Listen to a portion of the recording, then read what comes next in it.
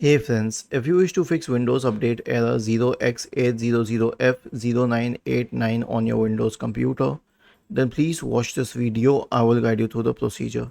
So the first process is to reset Windows Update components. We have a script for this. All you need to do is copy this script and search for command prompt in the Windows search bar and click on Run as Administrator. Paste it here and hit enter. Okay, I'll tell you what this script does. This script will stop the services associated with Windows updates. It will delete the Windows Update profile. It will delete the contents of the software distribution and cat root 2 folders. It will re-register the associated DLLs. It will reset WinSock, and finally it will restart the services in question. So this should solve the problem in 99.9% cases because there is no troubleshooting related to Windows updates which has been ignored here.